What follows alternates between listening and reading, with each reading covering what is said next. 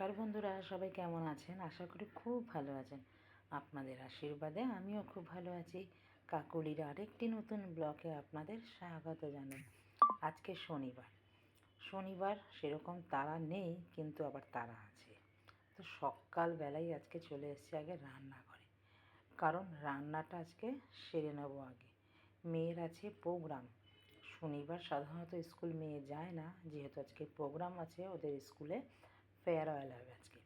মেয়ে ওখানে dance participate করবে। অনেক দিন ধরেই এগুলো রিহার্সাল চলছে, ওরা বন্ধুরা মিলে করছে। তো আজকে সেটার অবসান হবে। কদিন আগেই নিজের ওর ডান্স ক্লাসের ডান্স প্রোগ্রাম ছিল, সেখান থেকে তো এসেছি আবারও। আজকে তো সকালবেলা আগেই ওকে তো রেডি করতে হবে। তো রান্না কিন্তু বেশি কিছু আর বানাবো না আজকে, শুধু এই পাবদা মাছের ঝোল আর একটু ডাল করব, ব্যাস। ওদের খাইয়ে যে তাড়াতাড়ি করে পাঠাতে হবে। এই শনিবারের তাড়াতাড়ির অভ্যাসটা চলে গেছে, তো যেহেতু শনিবারে মেয়ের ছুটি থাকে, তো মানে কি বলবো, একটা হিমশিম খাওয়া একটা ব্যাপার। আবার ওকে তো রেডি করতে হবে, চুল বাঁধতে হবে, ড্রেস মানে শাড়ি পরাতে হবে। বাড়ি থেকেই শাড়ি পরে যাবে, আর দুটো না তিনটেও নাচবে। তার ড্রেসগুলো সব নিয়ে যেতে হবে, সেগুলো ঠিক মতন গোছাতে হবে ওকে, দিয়ে তারপরে ওকে দিতে হবে। চলুন, আমার মাছ কিন্তু ভাজা হয়ে গেছে, নুন হলুদ মেখে রেখে দিয়েছিলাম পাবদা মাছটা। আজকে পাবদা মাছটা একটু অন্য টাইপের করলাম। পাবদা মাছ ভাজার পরে সেই তেলটার মধ্যে দিলাম একটু কালো জিরে, দিয়ে সিম আলু দিয়ে দিলাম, দিয়ে একটু সিম আলুটা ভাজা ভাজা হওয়ার পর দিলাম টমেটো, একটু গুঁড়ো হলুদ, নুন, আর একটু সামান্য জিরে আর কাঁচা লঙ্কা বাটা, একটু জল দিলাম, দিয়ে ভালো করে এবার মশলাটা কষাবো। মশলার কাঁচা গন্ধটা যেন না ছাড়ে।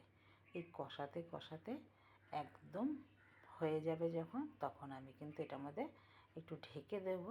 এই যে আলু টমেটো সব সেদ্ধ হয়ে যাবে এই ঢাকার বাষ্পর জলটা দিয়ে, তবে আর জল দিতে লাগবে না। দেখুন, আমার কিন্তু মশলা কিন্তু একদম কষানো হয়ে গেছে।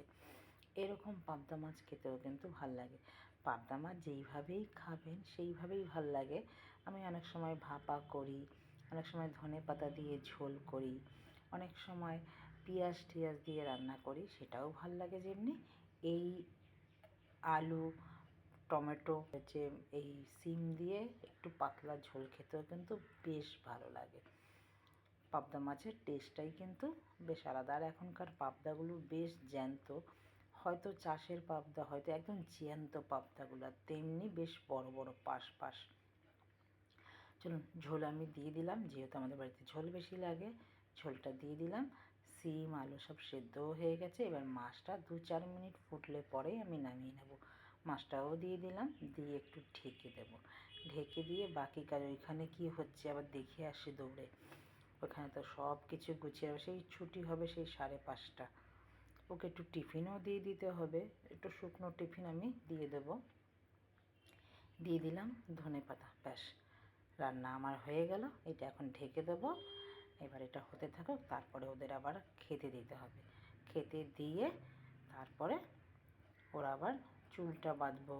ও নিজে নিজেই মেকআপ করতে পারে, মেকআপটা আমাকে আর করতে হবে না, সুন্দরই বেশ মেকআপ করেও। তো চলুন, আমার তো হয়ে গেছে এদিকে সব কমপ্লিট। মাছের ঝোলও আমার হয়ে গেছে।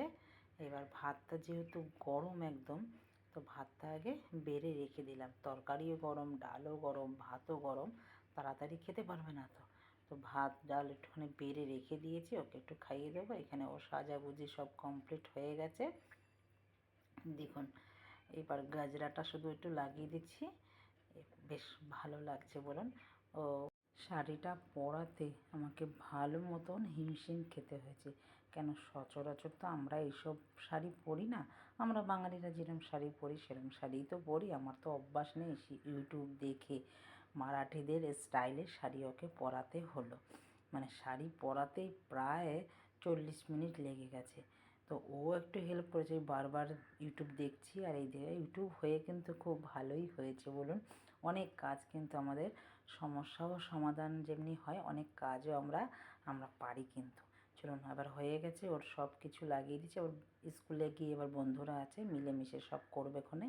এইখানে সব ড্রেস যাওয়ার আগে একটু দেখে নিল সব ঠিকঠাক আছে কি না, ঠিকঠাক আমি গুছিয়েছি নাকি।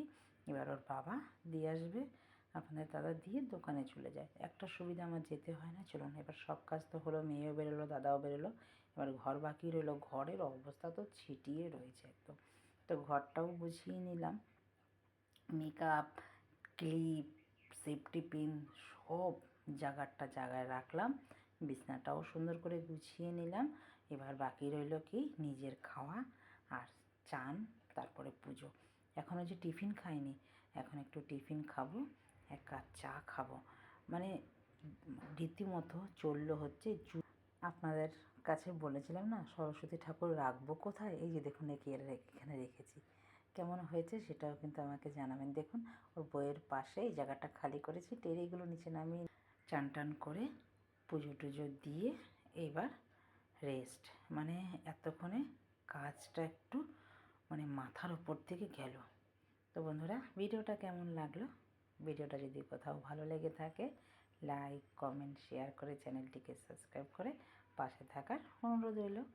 যারা আমার চ্যানেলে নতুন আছেন তারা কিন্তু চ্যানেলটিকে সাবস্ক্রাইব করে রাখবেন, পাশে থাকা বেল আইকনটিও প্রেস করে রাখবেন।